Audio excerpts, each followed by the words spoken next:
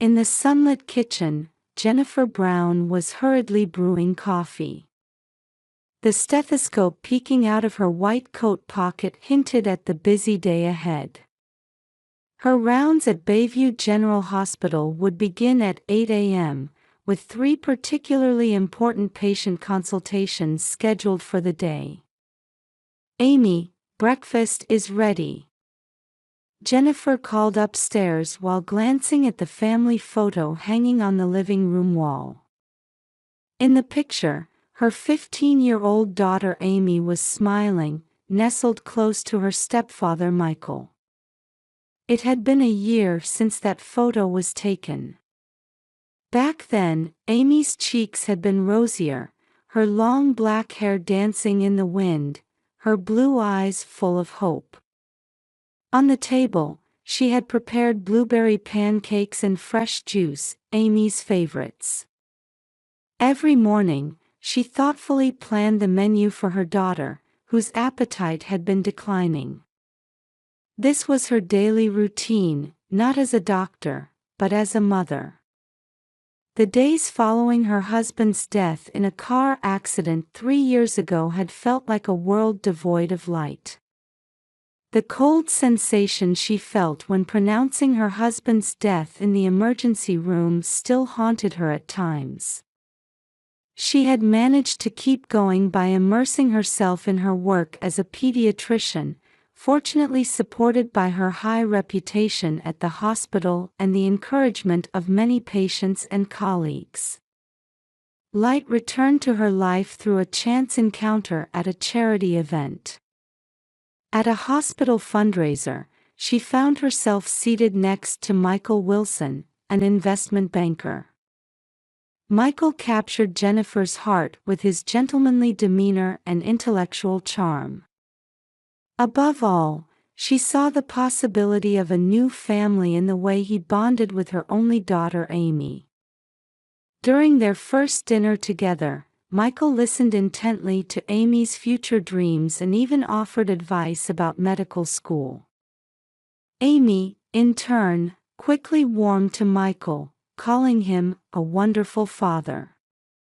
Their wedding was small but warm. Michael's parents wholeheartedly welcomed Amy as their new granddaughter. Setting up their new home in Brookline's upscale neighborhood, they seemed to be taking their first step as an ideal family. However, tragedy struck 1 year after the wedding. Amy was diagnosed with a severe autoimmune disease. She began missing school due to sudden high fevers and severe joint pain. Michael showed surprising dedication from diagnosis through treatment, shouldering the expensive medical bills without a single complaint. "Sorry, Mom. I'm not feeling well today." Amy's complexion was poor as she came down the stairs. Over these 2 years, the cycle of hospitalizations had gradually drained the vitality from her daughter. Still, Amy hadn't given up on her dream of becoming a doctor. She would read medical textbooks in her hospital bed and even encourage other children fighting the same illness. "It's all right, don't push yourself. Let's have you study from home today." Jennifer placed her hand on her daughter's forehead, feeling a slight fever. Hiding her worried expression, she gave her a light kiss. "Where's Michael?" "He left for an early morning meeting, but he'll be back in the evening. He said he'll make your favorite pasta." Mother and daughter shared a quiet moment before breakfast. Outside the window, early summer sunlight bathed their upscale Boston neighborhood. Young maple leaves swayed in the breeze, seeming to shimmer with hope.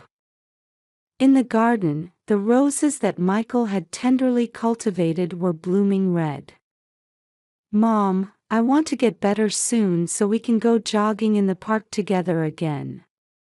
And I want to restart my ballet lessons too." Jennifer nodded firmly at Amy's words. They would definitely overcome this illness. She had the best medical team. And they had family love. Though the treatments were difficult now, she believed a bright future surely awaited beyond these challenging days. That belief was the best thing she could hold on to right now. Well, I'm off. Call my cell phone right away if you start feeling worse.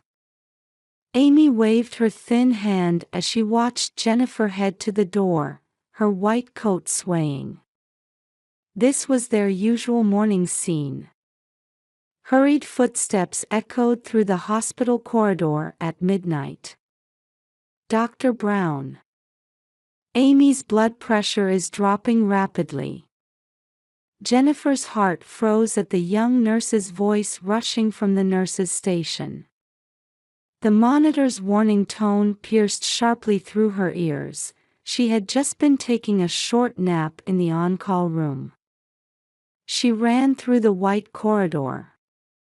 The clock showed 2:15 a.m. When she burst into the ICU private room, several medical staff were already gathered around her daughter. The numbers on the monitor screen were dropping by the moment. The attending physician, Dr. Thomas Anderson, was issuing one order after another.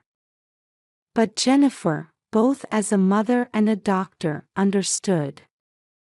Amy's body had reached its limit.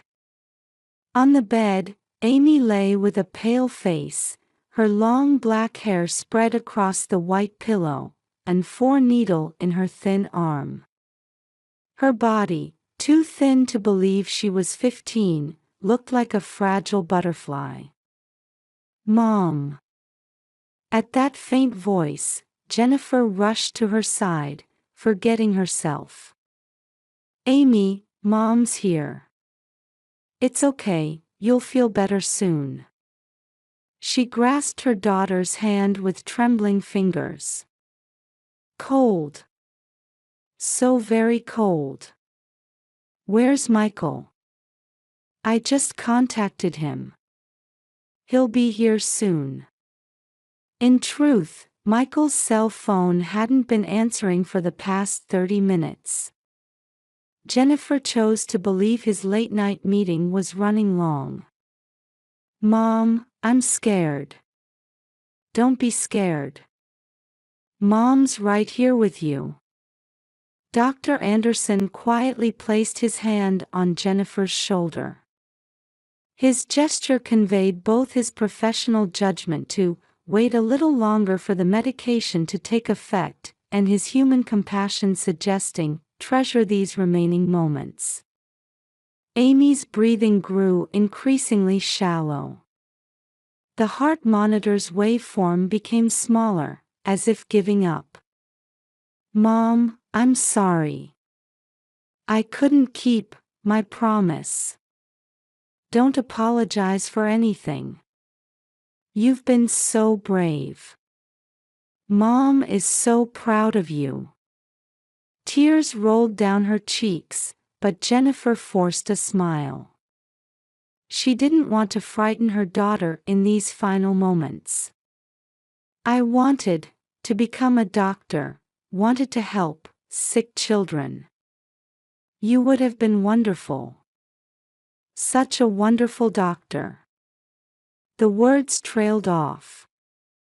Amy's hand squeezed Jennifer's just a little harder. Mom. I love you. Those were her last words. As the monitor began its monotone sound, the pre-dawn sky was beginning to show the faintest hint of light. The next few hours felt like being in a fog. Michael arrived at the hospital after everything was over. He broke down crying, calling Amy's name repeatedly. The autopsy was performed as a legal requirement. Jennifer felt like she was in an unfamiliar place, despite it being her own hospital. 3 days later. Dr. Brown, do you have a moment? Dr. Anderson approached her with an unusually tense expression. As she was led to his office, Jennifer instinctively knew something serious had happened. There's something I must tell you. The doctor's voice was lower than usual. During the autopsy, we found something. Dr. Anderson pulled out a file with trembling hands. An abnormal amount of sleeping medication was detected in Amy's system. An alarm-like sound rang through Jennifer's head. That's not all. The doctor played surveillance footage from the hospital. It showed a figure entering Amy's hospital room at night and injecting something into her fore. That figure was unmistakably. No, it can't be. The person in the footage was Michael. Jennifer's vision distorted, and the room began to spin. The doctor's voice grew distant. We've already notified the police. Detective Sarah Collins will be here shortly.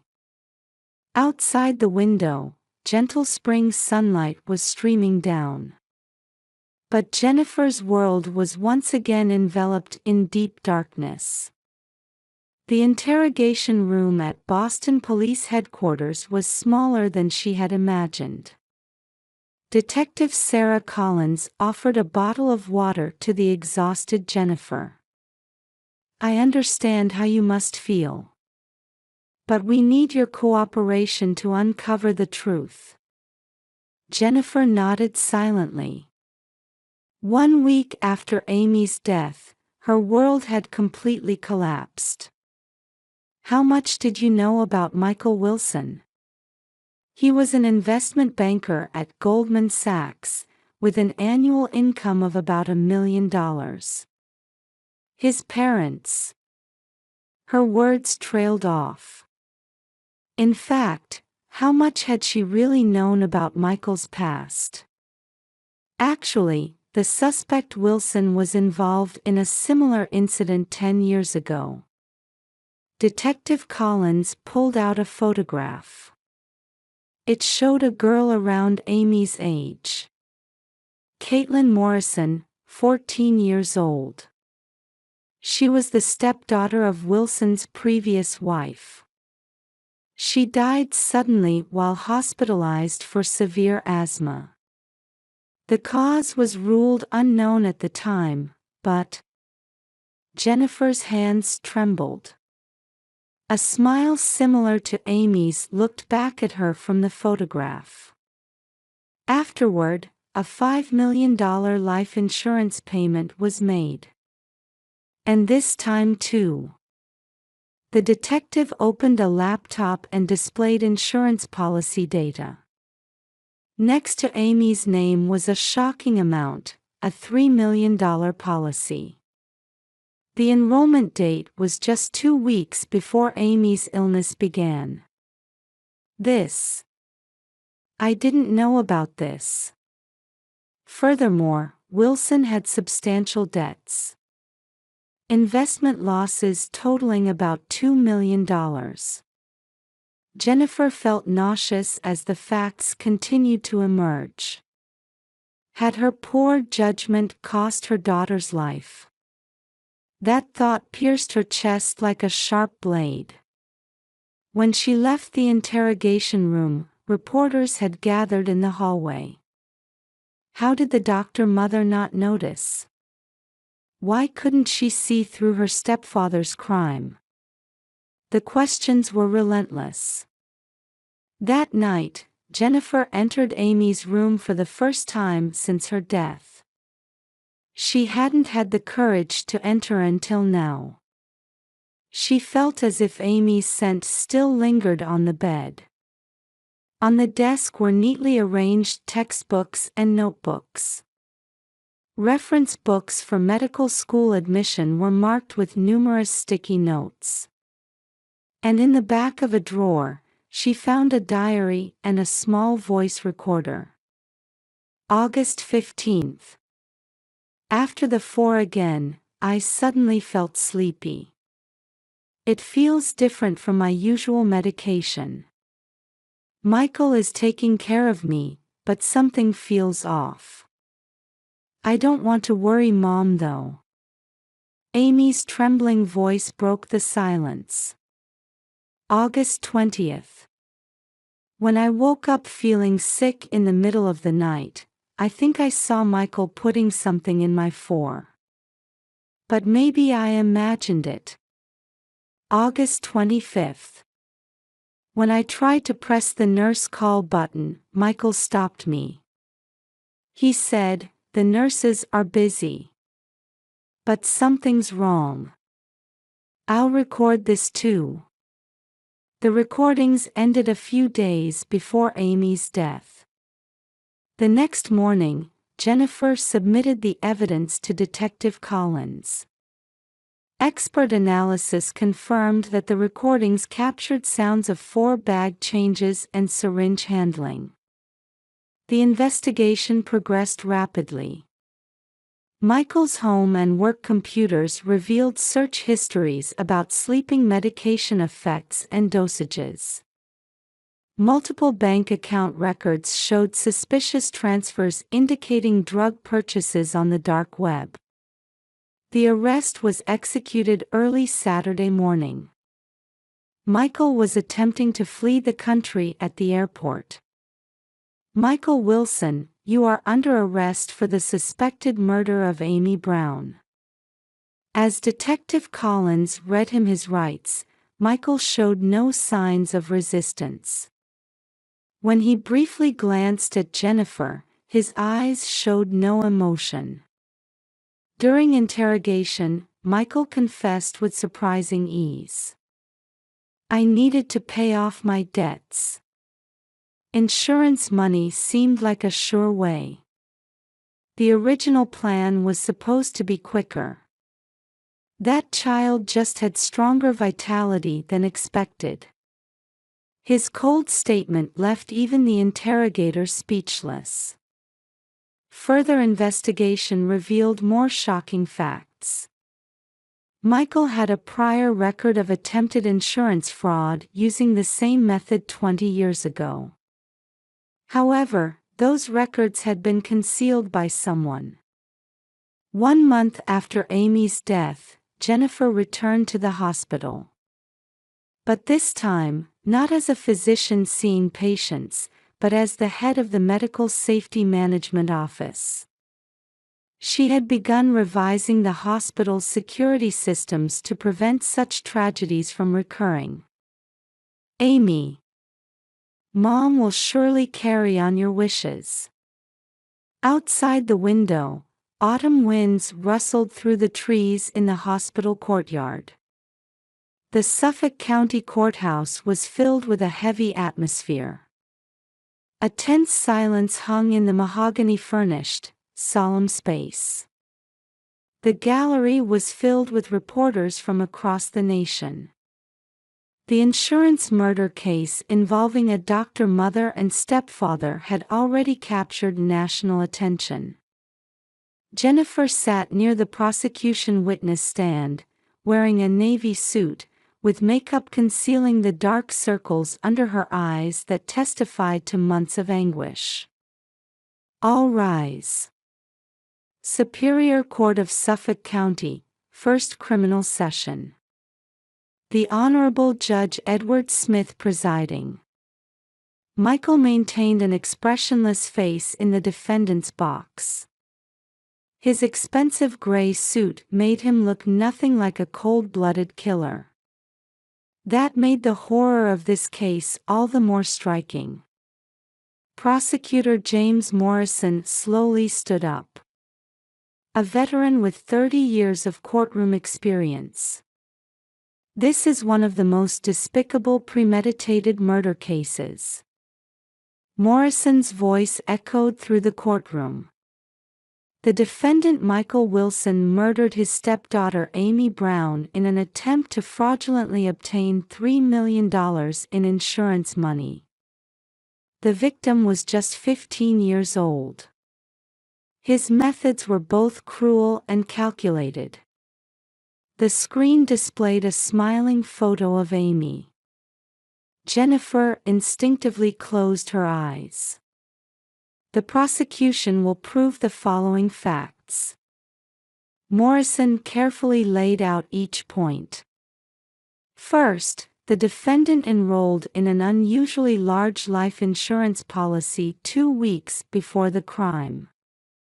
Second, he exploited the victim's medical condition to systematically administer sleeping medication. Third, he has a prior record of similar methods. The defense's argument was predictable. Our client was a loving stepfather, defense attorney Robert Clark argued. He paid expensive medical bills and provided dedicated care. The prosecution's claims are merely a collection of circumstantial evidence. However, decisive evidence was presented one after another. The hospital's security cameras had recorded Michael injecting substances into the floor. Expert analysis confirmed that the shadow of the injected liquid could be seen. Even more shocking was Amy's audio data. Permission to play the recording, the judge nodded. The girl's tired voice filled the courtroom. I feel sick again today. I think Michael is doing something strange, but I don't want to worry Mom. Sobs could be heard from the gallery. Jennifer clenched her fists tightly. Other evidence included records of drug purchases found on Michael's computer, suspicious transfer histories, and records of the attempted insurance fraud from 20 years ago. The defense's arguments gradually weakened. The testimony of Michael's former colleague proved decisive. Just before Amy became ill, the defendant talked about coming into big money. He said it was about insurance, but I thought it was a joke at the time. The trial lasted 2 weeks. Throughout, Michael maintained his expressionless demeanor. However, on the final day, an unexpected development occurred. Would the defendant like to make a final statement? Michael stood up and suddenly changed his attitude completely. I admit to everything. The courtroom erupted in chaos. I got tired of playing the perfect family. I wanted the money. That's all. It just took longer than planned because that child had stronger vitality than expected. His cold words prompted outrage from the gallery. Order in the court, the judge's voice rang out. Jennifer took the witness stand just before the verdict. She began speaking with a trembling voice. You betrayed our trust. But Amy tried to reveal the truth until the end.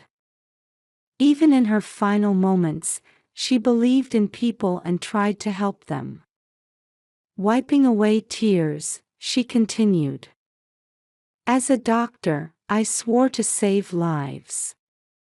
But I couldn't even protect my beloved daughter's life. I will carry this guilt for the rest of my life. The courtroom fell into complete silence. On the day of sentencing, the tension in the courtroom was greater than ever. I will now pronounce the sentence for defendant Michael Wilson. The judge's voice slowly resonated. The defendant is sentenced to life imprisonment for first-degree murder, without the possibility of parole. Jennifer quietly closed her eyes. Justice had been served. But this wasn't the end.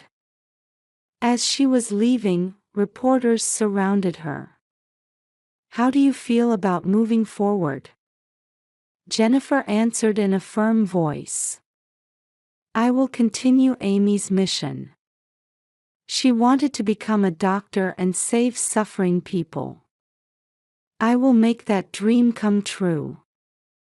Her back appeared more dignified than ever as she left the courthouse. The autumn sun streaming through the courthouse windows gently illuminated her figure. 1 year later, a plaque reading Amy Brown Memorial Pediatric Medical Center shone at the new wing of Boston Children's Hospital.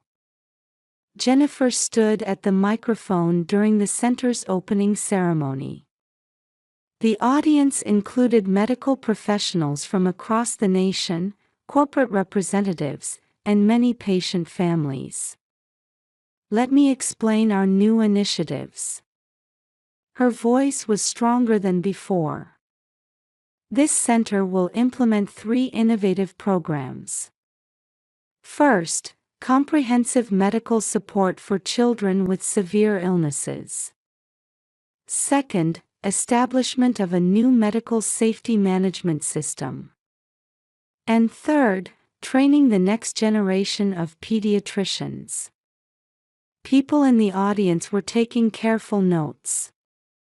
The Amy case had sent shockwaves through the medical community, leading to nationwide reviews of hospital security systems. "Let me explain our medical safety management system in detail." The screen displayed an overview of the new system. First, all medication records will be digitized and monitored in real time. For drips and injections will require double-checking by multiple medical staff members, and these procedures will be recorded 24 hours a day. This system was developed as a lesson learned from Amy's case. Furthermore, we've established a hotline for patients and their families. We've created a system where they can immediately consult with us whenever they feel any anxiety or have questions. The audience erupted in applause. After the ceremony, Jennifer visited a room in the ward.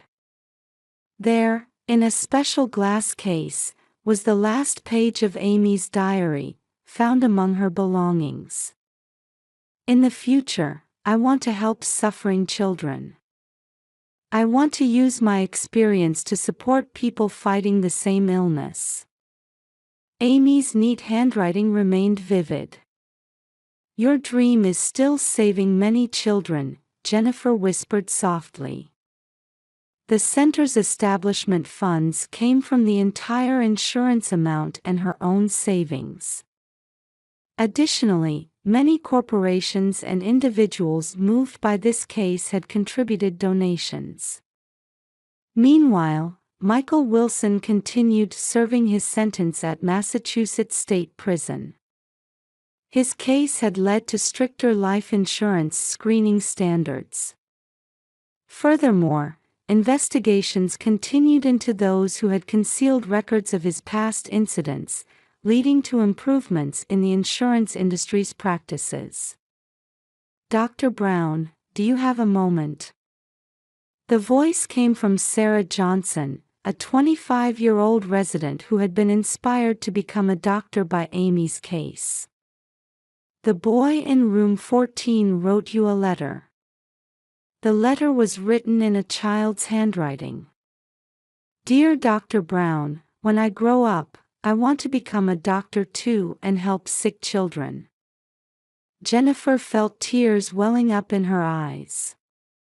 Amy's spirit was surely being passed on to the next generation. Every Friday, the center held a special event called Amy's Cafe. It was a place where hospitalized children and their families could gather and share their experiences and feelings. Today too, children of various ages were chatting with smiles on their faces. "Mom, are you watching? I'm going to get better, I promise." "Doctor, I want to work here someday too. I'm not scared of the next treatment. Everyone's cheering me on.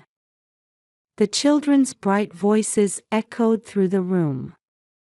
Outside the window, cherry trees planted in the center's courtyard were gently blooming. They were Amy's favorite flowers. Every year in this season, the full blossoms could be seen from the hospital rooms. That evening, Jennifer decided to head home early for the first time in a while. In her living room, precious mementos of Amy were carefully displayed. In the photo frame, Amy remained forever 15, showing her bright smile. Next to it lay a poem she had written. Hope is like the stars.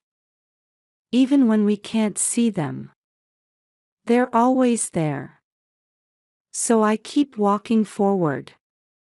Outside, it was a gentle spring twilight.